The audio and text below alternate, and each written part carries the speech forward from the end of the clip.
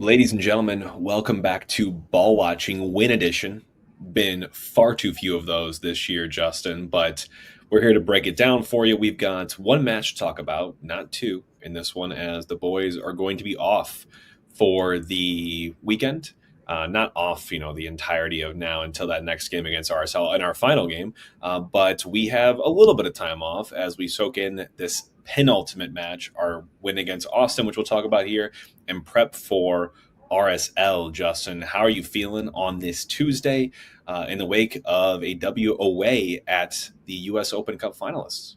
Jake, I'm feeling great. There's a lot of unknowns with this team, as we know, and all the fans know what's going on with the sporting director, a head coach, all the contracts upcoming. But it's good to see that these guys are kind of keeping that and compartmentalizing that when they hit the field, because they looked awesome in Austin.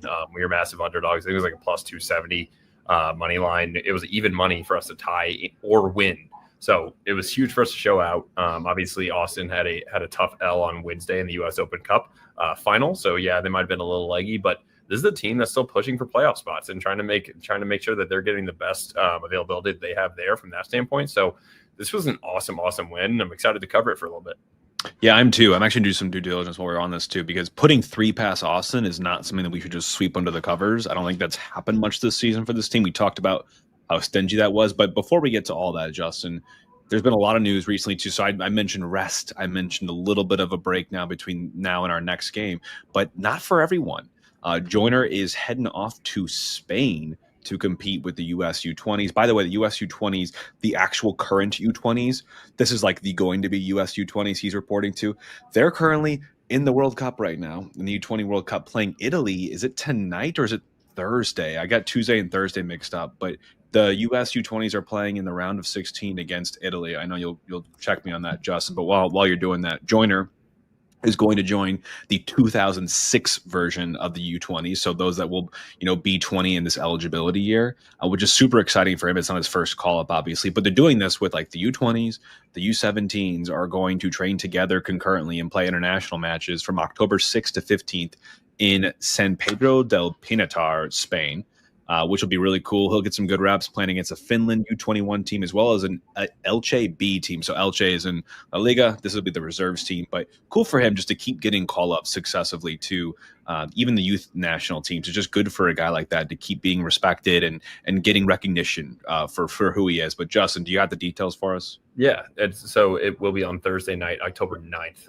Not night, sorry, 2:30 p.m. afternoon. So anybody, if you want to try to stream that, it's the USA versus Italy. I believe that is the round of 16 for the U20 World Cup. So maybe just, as you mentioned, just to circle this all back into, it shows what we're doing as a club is still working from the ground up. It's not just Mackay Joyner getting called up, which is huge. But if you've seen some of the other, I think it was U16s, we had a player from City in the back line, the midfield, and the forwards. Yeah. And so this is something that it's something that we can truly get excited about. It's not like, oh, these are just academy kids. Like, no, that now that we are in the MLS, that will come up, and these will be homegrowns, or we'll ship them off and we'll make money from them as well. So from an overall sporting perspective, this is very big news for the guys. Yeah, absolutely. It shows a lot of quality in your academy and the attention to detail with the youth. So we'd love to see it. Though we will miss him, which will be a bummer. I think he'll be back in time if he wants to for our final match against RSL, given the international break. Sang Ben will also be gone with the men's national team for South Korea. He will be featuring probably in both those teams' matches. I think he featured in both before, but they'll host Brazil on October 10th this Friday and Paraguay on the 14th. So again, cool for Sang Ben to get that recognition. Obviously, he just played against his idol and his teammate in Son at Energizer Park here, and gets to play with him now with the whole national team. And he's probably the guy, Justin, we chatted about a little bit yesterday with some friends of ours, but he's probably the only City player I can foresee making the jump to actually play in the 2026 World Cup. Yeah, I think it's going to be a tough one, but I would be very excited. I mean, who else can you go? We thought maybe Kyle Hebert. I think we'd need some injuries here or there for them from everybody that we were talking to. But I'm pretty excited about Sangbin, and that's one that obviously you've seen Son been lighting it on fire, not only against us, but in the MLS as well, just as a whole. And I think he scored again on Sunday Night Soccer. Him or Boanga did for like the 18th straight game that they've scored all their goals or whatever. So regardless, him just getting a chance to play in the World Cup and it'll be in the US, that's so cool. But Jake, real quick, also hot topic, Have you gotten tickets for the World Cup? Like what I submitted No. my request. I haven't heard back. I haven't heard positive nor negative. I feel like everybody's kind of in that limbo land right now. Yeah, it's a crapshoot. It's going to be tough to navigate those waters. I mean, given the resale market, if you didn't get fortunate enough to get yours in the lottery system like they've done it, the resale market looks crazy. You obviously have to travel for any game that you want to see. I'm hoping and praying that a team does train here in St. Louis, either at the city campus or at SLU, which we know both have entered that bidding process as well. I think that's probably the closest we'll come to that, Justin. But maybe we can bring the World Cup here to St. Louis. Maybe you and I can do a little something for the World Cup next year and bring some coverage, bring some fans together and watch the great game. I think that we can do. Jake, we will absolutely be doing something. If anybody wasn't around, we've been doing this for all of the other major tournaments that we have, and the World Cup's going to be the biggest one. So especially this offseason, I think that's kind of something I've put a little staple in there for us to focus on is what are we looking forward to for this U.S. men's national team? Obviously, there's going to be a lot of moving parts for City, so we will prioritize that and get that covered. But I think the World Cup coming to the U.S., regardless of how you feel about soccer, it's just going to be a cool sporting event. It's like the Olympics, like just going and seeing all these people coming in from all over the world. It's going to be absolutely awesome. And just another big focal point in the development of soccer here in the United States. Like you're just hoping that we take, just like we took steps in 94 and beyond after the World Cup and the success it was here, it will probably be the most successful sporting tournament event of all time in world history as we host it next year. So it's going to take a lot of eyeballs. It's going to turn a lot of heads, and there's going to be a lot of focus and attention on U.S. product and what we can do, regardless of how the team performs. I do think as long as it's not a train wreck, I do think it will be a net positive for people looking at the U.S. and people within the U.S. to generate more fans, more potential kids that want to pick up a soccer ball and play. You just hope a lot of good comes from it, just like it did in 94. But final bullet here, Justin, before we head into our injury report in the game is there will be a shortage of professional soccer coming up here in St. Louis soon. But we will be also hosting the Big Ten tournament in downtown West at Energizer Park. The second straight year this Final Four is being hosted in St. Louis. UCLA won its first Big Ten title after knocking off Rutgers last year. These matchups will kick off on November 6th with the finals taking place on November 9th. But some good quality footy. That's not SLU. That's not the A10, but here, the Big Ten is competing at Energizer Park, and it's a cool way just to fill the stadium. And if you want to go watch some exciting soccer, college ball is a totally different game. You know that, Justin. Hopefully you all have seen some college ball because it's really different. These guys play with so much pride. It's really, really fun to watch. And Jake, let's just make that transition before we go into the quick recap. Just what other ball? And we're talking about college ball, and we're talking about City too. So quickly, I'm going to give a quick update on SLU women's and men, and then if you want to take the City too, but the women. They just had a massive dub again, a 4-0 dub versus LaSalle last Thursday and a 5-0 dub versus St. Joe's on Sunday. So Blakely Hockett just got named the A10 Rookie of the Week with a goal in each of those games. They're now 10-2-1 on the season with only 2 losses. That's a win-loss draw, so only 2 losses and a tie, otherwise 10 wins. And they're 5-0 in conference play. However, they're still not ranked, Jake. And that's a little perplexing to me. I understand that both of their losses were at ranked teams. Yeah. So maybe the toughest opponent you didn't show out you wanted to, but it's also away games. Like we're not even in the consideration that you'd see in like, oh, you see top 25 and like some votes at the bottom. We're not even the votes at the bottom. So something's got to change there because these girls are absolutely killing it. And they're going to be back at home on Sunday, October 12th versus Duquesne at 1 p.m. for Alumni Day. Speaking of Alumni Day, the SLU men's team just took on Dayton on Saturday night for Alumni Night, had a 0-0 draw. The men are currently 21st in the nation and 5th in the nation in attendance. So showing you how much St. Louis still loves their soccer. Jeremy Abendel is the goalkeeper, and he was the A10 Defensive Player of the Week with a season-high tying 5 saves in that game and his 6th clean sheet of the season. The boys are on the road now this week. When I was like, oh, at least when I was there, I was like, George Washington and VCU, not places you really want to go play. But Jake, they're at George Washington tomorrow, October 2nd at 2 p.m. Weird. I double checked on both websites, theirs and ours. It's 3 Eastern, 2 Central, very odd. And they're last in the A10 at 0-3. And then they're at VCU on Saturday, October 11th at 6 p.m., who's second to last in the A10 with an 0-2-1 record, win-loss draw. So, or 0-1-2 record. And a quick shout out as well, if you didn't know it or anybody does know it, Celio Pompeo went to VCU and played for VCU. So an important little away stretch for the boys and something that I would expect us at least to get 4 points out of, if not 6. Yeah, Kalish, when we had Coach Kalish on here, did mention Jeremy specifically by name and cited him as probably, if not the best goalkeeper in the nation. And yeah, you're probably going to have a tendency to be biased for your guys. But when he speaks, a lot of people, including myself, listen. So I'm going to be watching Jeremy for this stretch, and obviously he's playing exceptionally well for the SLU Bills. City 2 is well wrapped up the season at Timbers 2. Last game of our season, but it won't be our last game, as we did have our 18-game unbeaten streak snapped, yet we were still able to capture the Supporter Shield, and now we get to pick and host who we want to play in the playoffs with an 11-game unbeaten streak running at Energizer Park. That first round, those conference quarterfinals, will be between October 17th and 19th. And boy, do we have some pickings for this one, because the idea of not just hosting, but picking your opponent, you can really do someone dirty, because, you know, these MLS Next Pro teams don't have the same budgets, the same facilities and infrastructure that just budgetary that these first teams do. So, you know, we've seen a lot of cool videos. I know Tom Franklin put one together around, you know, who might make the most sense for us, you know, in terms of both the matchup, but also the travel distance, which you have to account for. Because again, these guys don't have the same resources. So do you lean into a team like Vancouver, who you've had their number this season, and they have to make basically a cross-country trek to get here? Are they flying? Are they driving? Are they taking the Amtrak? Like, what are they doing?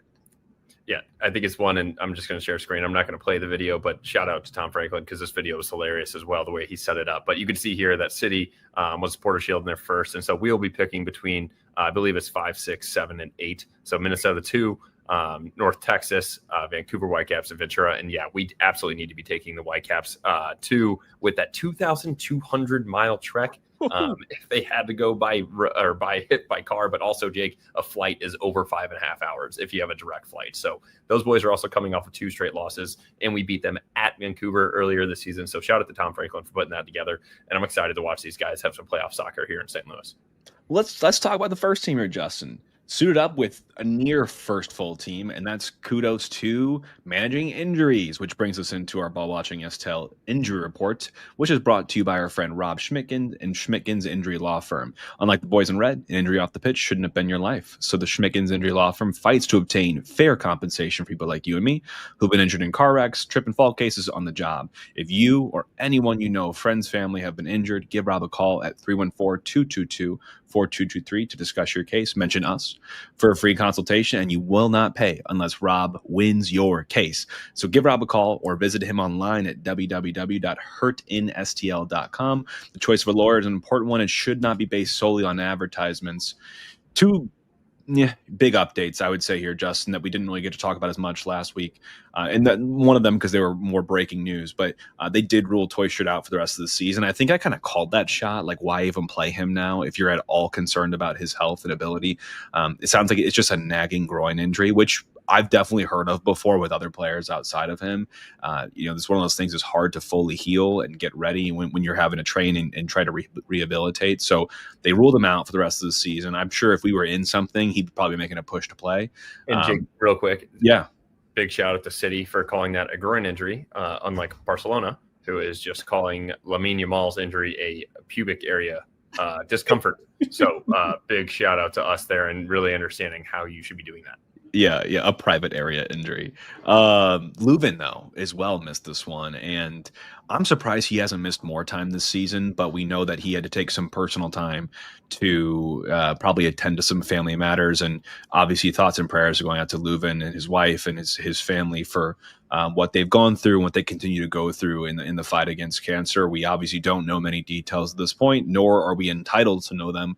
But we are entitled, and I believe obligated, for what he's given to the city and to this club, to keep him in our prayers and thoughts, and hope all the best for Adu Leuven. But I think what he loves to see is the team performing without him, and that they did on Saturday night.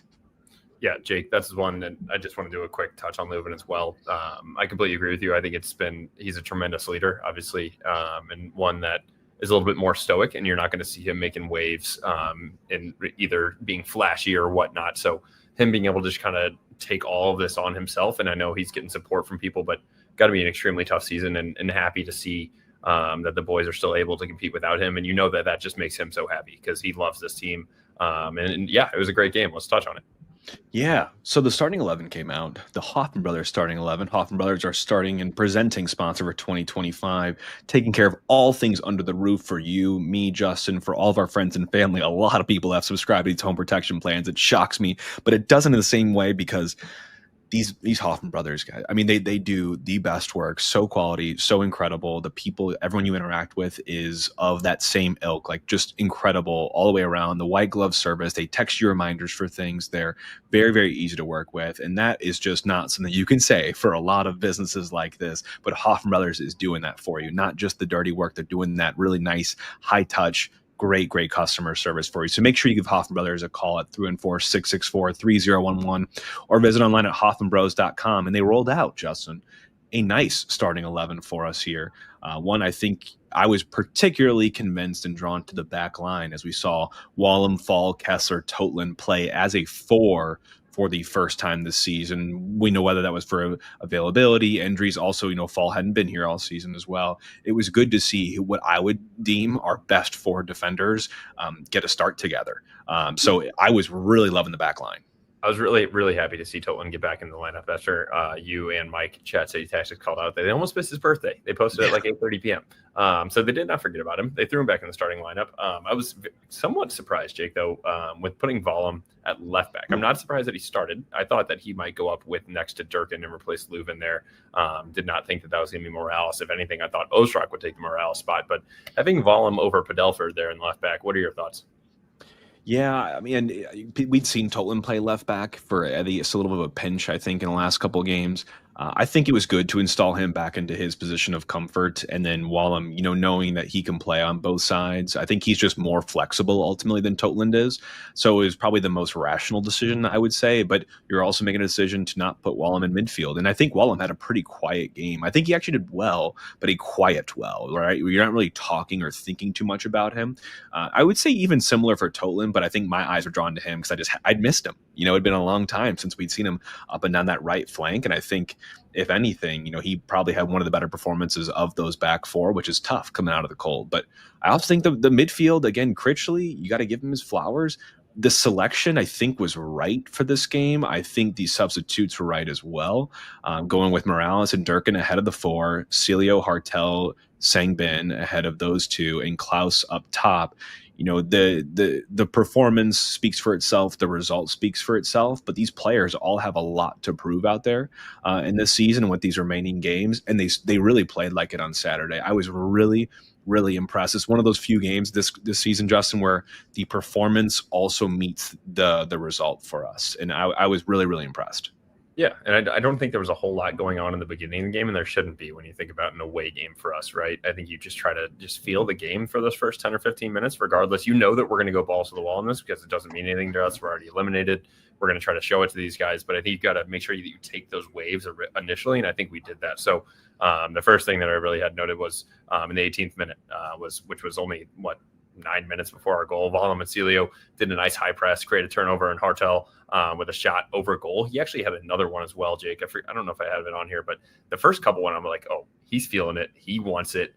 And then it ultimately comes in the 27th minute. Did you have anything else between there that you wanted to mention? No, it actually, just from even an XG perspective, I'm looking back on it. There was a shot that Hartel had missed in that 5th minute, like you'd mentioned. There was a Klaus opportunity in the 17th, but a lot of the beginning, I feel like, was both teams trying to figure each other out a little bit and poke and prod. I think Austin as well, coming in probably a little bit cagey, a little bit emotional from that cup final they had just lost a couple days before. And us, I think, as you should on the road, give a little bit of respect, get settled in before you really show your hand. But that we did, courtesy of Hartel's, just magical boots. Yeah, the weird thing on this, Jake, and I'm going to share my screen if we just want to, I'll talk through it, but the throw in, and then what was the launch of the ball by the Austin player up into the air. And I do want to say a quick shout out here. Sangbin's touch, like this thing is up in the air for 5 seconds. He just takes it right off his chest and takes a touch, and then a nice easy doink to Morales, who plays it up into Hartel. Quick, easy turn. He feels the pressure coming on his left, so he takes another touch to his right, and then rips a shot from probably 30 out, not getting saved. Stuver, we talked about him in the preview, an incredible goalkeeper, doing what he can, but good God, that is a hell of a finish from Hartel. Yes, it was. I don't think it was even entered for goal of the week, but I thought it was one of the better goals we've scored this season, and we've seen some bangers. But for Hartel to show that just that flash of just sheer quality, I mean, can you put it more in the upper corner than he did? And that was from distance with a .02 expected goal value. But when you got a guy like Hartel, you're kind of adding multipliers on that. So I love to see him scoring goals like this. And for Austin, it's a shot. I mean, it's an absolute gut punch for them to go down in that way. But I don't think we rested on our laurels. I think we kept kind of pushing, and there was a good Celio chance that it came shortly after that. But before we talk about Austin's goal, Justin, which I do want to talk about on the set piece defense, that first half for me was, great to see us, be clinical in a moment like that. Great to see us bring some attacking play out. But we also pretty much outstatted them across the board. We had some huge block shots. Austin, I will also say, was not at their very best, in my opinion, but scoring early on the road is one of those prerequisites I feel like you got to have to be able to get points on the road. And we did it. And when you get a job done, it doesn't really matter how you do it sometimes, because you got to just get the results. But we also showed well on the report card. Like, we were all over it with block shots. Austin was firing some off target as well, but we were the more aggressive team. We only didn't have the more passes, but no one cares about the passes when the scoreline reflects something different. So I thought it was an excellent first half from the guys outside of the corner kick, which I would have liked to see some better set piece defense on. Yeah, quickly, I'm going to touch on the stats, Jacob. What I love to see is an XG of 2.7. I feel like we have not had an XG that high. And then also it correlates to us actually scoring 3 goals in this one as well, compared to their 0.98. So I think we did relatively well defensively there. They only had 2 shots on target, to your point, for us blocking a lot of shots. And what I really like to see, Jake, is that of our 23 total shots, 17 of those were inside of the box. So it's really showing you that, yes, Hartel can hit some bangers, but we're not relying on that either, right? We're getting into the box. We're creating passes. We're trying to do cutbacks and trying to finish the ball from closer range. But yeah, the one thing that I want to touch on, Jake, on this corner kick is really the marking aspect of it. I think we did well to mark, but there is some things that we can clean up. And it's a freeze frame right here that I really want to focus on is, if you're going to have Fallu Fall be right in front of Roman Berkey, right in the heart of the 6, you got to win this ball. If it's coming over your head, you got to back up. You can't just be reliant on you being able to jump up and win this, because look at Totland. Totland, I do think that he also should be jumping here. That was my initial thought, but also he's just trying to knock the guy off the ball, because he has Fallu Fall, who's 6'3", and looks like a 35-inch vert in front of him. So he's not going to be winning that over Fall anyway. So if he thinks Fall's going up, Fall's going to win it. However, Totland is not going to be the one to win there. And so I think he does well to mark, and he tries to knock him off the ball, but I ultimately think this is one that Fall needs to be winning. Yeah, I think so too. And the announcers made a kind of a little bit of a mess of describing what was going on with Fall in this game. They kept talking about his mistimed jumps. I don't think this is a mistimed jump as much as I think it reveals one of the weaknesses in Fall's game is, yes, very tall, very athletic, can get up for sure, and can use his speed. I think where he lacks here a little bit here, Justin, is just judgment. Getting your feet set, shuffling your feet into the right position, being an athletic person. Here he didn't mistime it to me. He just misplayed it. He settled his feet and went up for it in the wrong position. When you have no one to mark, Justin, that should be your sole job, is tracking that ball, knowing where you should position yourself so you can get up and meet it and be able to clear it. I don't think it was an issue of like mistiming your jump. I think it's just poor defending because he didn't position himself correctly. But that's some of those things. You expect that from people that are that youthful and that raw. These are part of his game. These are things that he should improve on, fundamentally, as he continues to grow at the club.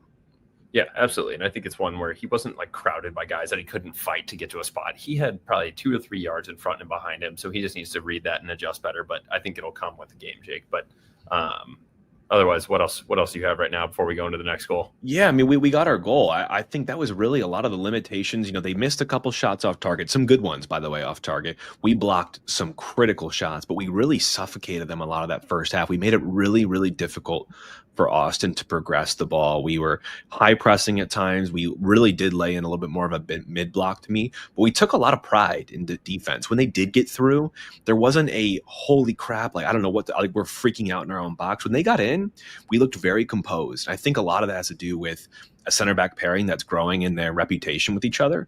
in their relationship. And it's also just with two fullbacks that can get down and dirty if they need to. I think they're both excellent 1v1 defenders. So, I mean, defensively, even though we were up, 2-1 going in this half, and we'll talk about Hartel's second in a second. I think that first half outside of the set piece defense and that goal that we conceded, I was really impressed by our defensive performance. But the second goal, Justin, Hartel gets it just on the entry point of the added time on halftime, and it comes via a fast break that Klaus gets on the end of, and he drives with this ball, 30, 40 yards, lays it off to Celio. I thought a little bit ahead of him, and Celio, credit to Celio, because here, this is a situation, Justin, for me, where I could see a former version of Celio wanting to take a touch, get it sorted out, and then look for that cross, maybe back post or something. Celio kind of reaches out for it, knows this play is going to fizzle out, but we do have numbers in the box, and just plays a depth, sort of cut back cross, low and hard across the box, just to be put in a really dangerous area. I'm not sure if he's looking for Hartel on the cutback here at this moment, but at least he makes the run and plays a very, very smart, dangerous ball versus sitting on it and dawdling on it a little bit like we might see from him sometimes. And Hartel, the wherewithal to go where your body is not taking you where he ends up going. Your body is momentum taking you a different direction. He stops, he cuts back in, he takes a deft outside of the boot touch to take it away from a defender, just one of those touches. And his second touch is another outside of the boot, deft touch into the far corner. No pace on the shot, but the placement is pitch perfect. And he gets his second of the game in a brace to take us up 2-1 at halftime. Yeah, Jake, I think there's a couple of these on this. So one, Klaus has the ball inside of the circle close to half, and I think it's great here that he does not just try to lay it off to our left. That might even be Vollum trying to make a streak down there. He could even just try to hold it up and then he get up the field. No, I like that he carries this for a good 15, 20 yards. Like you said, lays it to Celio. Celio's trying to track this down. In my opinion, Jake, I actually do think this is one where Celio could have spun out as you look at Vollum kind of tracking. But he does find this here, and this is where it's huge, though, for Hartel. Look at where he's at. He sees that he's on the back shoulder of the defender. You can see the defender is actually looking over his shoulder right now to find Hartel, and that's a perfect spot where Hartel says, okay, I'm seeing this ball come in. I'm just going to come beat this guy to it. And this touch right here is something you cannot teach. That is not something you can practice. That is something that he has just learned from hours and hours of being on the pitch. And then look at where he's at right here. It's like, all right, where are you going to go with it? Oh, near post isn't going to be there. I'm going to slide it behind the defender and put it into the far post. An absolutely incredible finish. And I think it's something that, like I said, it's not something you can practice. It's all just feel and know-how, and that's something Hartel has. I don't know if it's my favorite goal of the campaign for us, Justin, but it's definitely the sexiest. I mean, there's just not a lot of players in this league. I will say, I'll leave it to that can do that sort of thing. Those two touches were both incredible. He's got magnetic boots and just a vision for where that ball should go, and he can put it there. So an incredible first half from Hartel, and obviously he made the team of the week as well. But the nice thing was too is I think as you go into halftime, we've been here before. We've been up in games and we've found ways to blow points or to blow the result here. But to me, the second half, I know there was plenty of shots. We had 9 to Austin's 10. We had 4 on target. Again, we only allowed 1 shot on target in both halves. So 2 total. I don't think Austin, again, was at the races much for this in terms of what they were able to offer, because I think, again, we were doing such a good job nullifying a lot of that threat and just kind of throwing them off their buildup. But for me, the second half comes out, and I think we righted some wrongs of this season where we kept it a little bit boring. There wasn't a whole lot to write home about really on either front, in my opinion, from either attack until you get later on in the match. Things get a little more desperate. We also make some subs and we get Betcher in, and Betcher obviously finds his goal on that third, Justin. But what was one thing I did make a point of, Justin, I'll just say this in the second half is, and this happened in the first as well, I really appreciated the Durkin Morales yin and yang sort of partnership, because they're both such different players. And Durkin, I think I've been a little bit lower on as he's come back from injury this season so far. But this game to me felt like one of those classic Durkin performances where he makes some really crunching big moment tackles, either sliding or on his feet. Also sprayed some really good passes as well and showed some really great vision, an ability to be a little more composed and sit in front of that back four and protect them.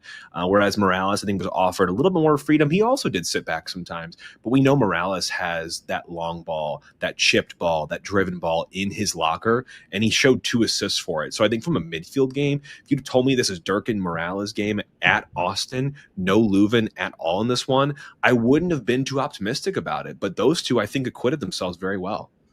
No, Jake, I think it was a great shout out for you to call out Durkin there, because he had 60 touches in this game, and I feel like that is probably the most that he's ever had for this team. And if you think that Morales did well with the 2 assists, he only had 45. Hartel only had 52.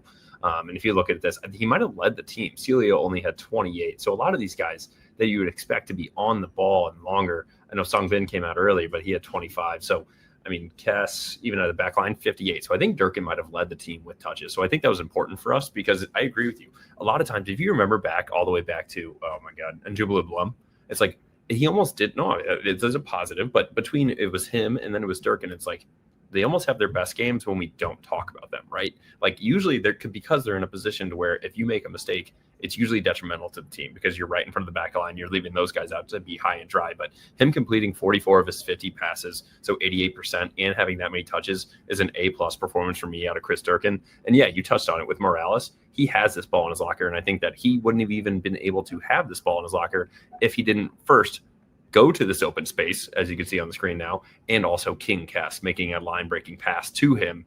And look at this, him finding this, checking his shoulder. You're wide open here. He probably could have took a better touch here on the turn, but finds it and he's looking up and he's like, hey, where am I looking? You know who's always looking for that run? Mr. Simon Betcher. Making that line-breaking run. Great touch off the chest, because right there, Jake, it's a little bit low. He has to take this chest. He pushes it down into the ground so it can bounce back up. And what does he do when that ball bounces back up? Nice, easy touch over Stuver and a great finish by Simon Betcher. It's great to see him get back on the score sheet. Yeah, you can tell how much it meant to him. Him doing the night was just gold, like absolute gold.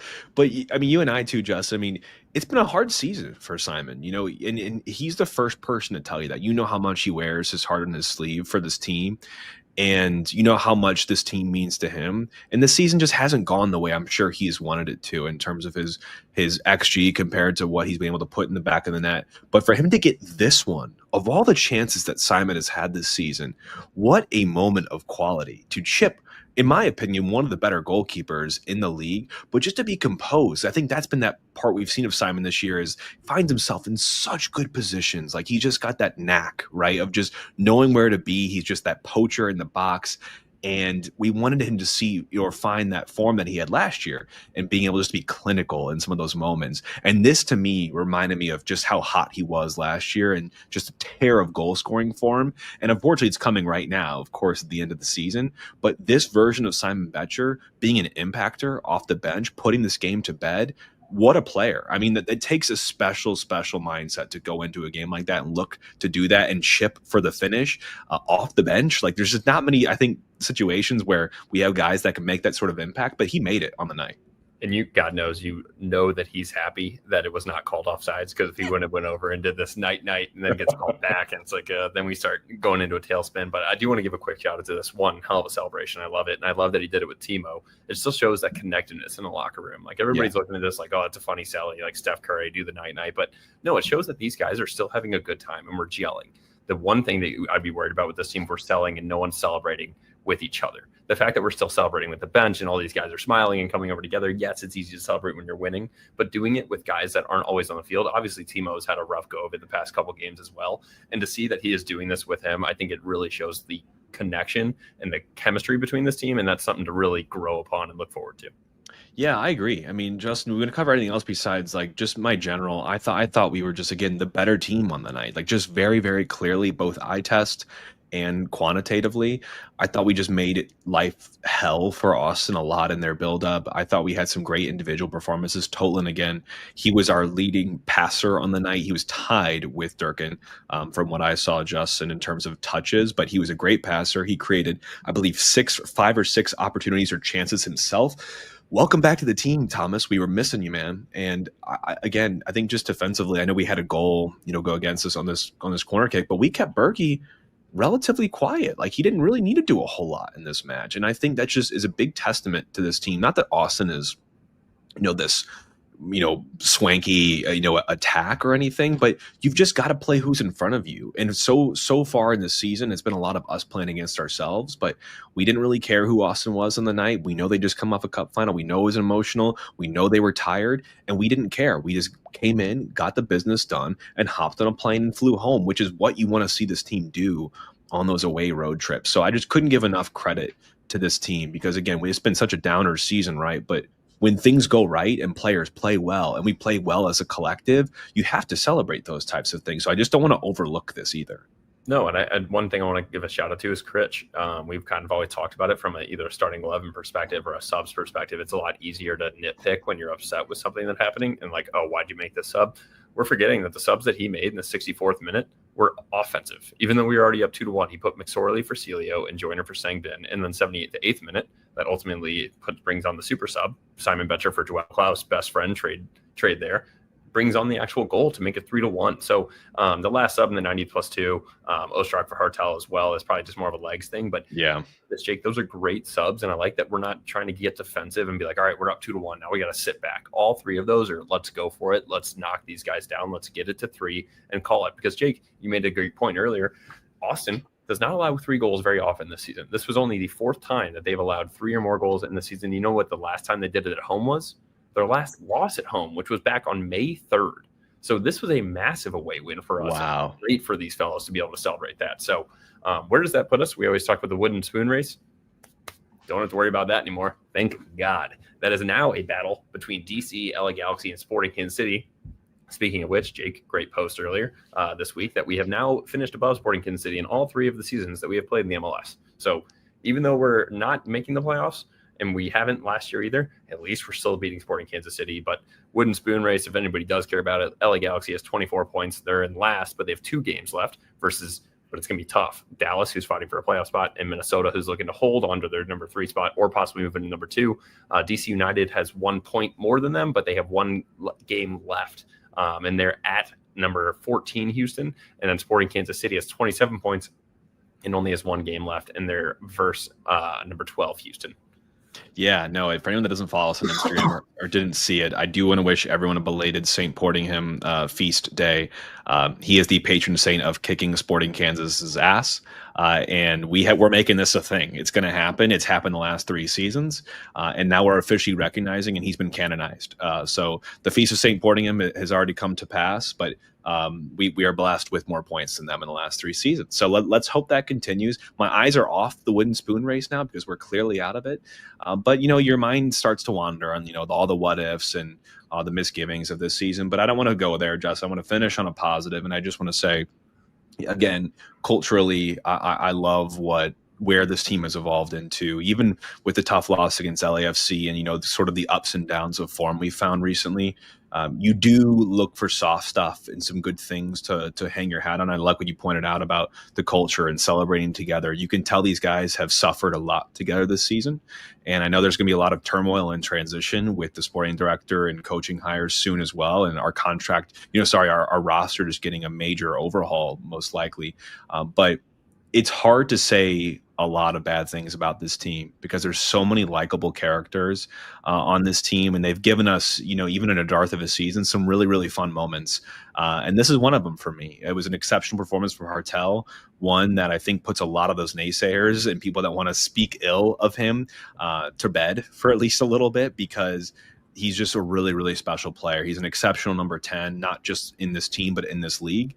And I think he reminded us of that. Not that we need to remind Justin, but a lot of people on social media, those keyboard warriors, they needed some, and they have a lot less to talk about now today. Yeah, absolutely. And this is, just a positive episode, Jake. And I'm going to end on one more positive note. If everybody's looking to watch the U.S. men's national team, not just the U20s that we talked about earlier, or if you want to talk about City 2 playoffs coming up, and we have slew, both men and women coming up as well. A lot of soccer going on, but also make sure to tune into the friendlies coming up this Friday, October 10th, 7:30 p.m. against number 24 Ecuador.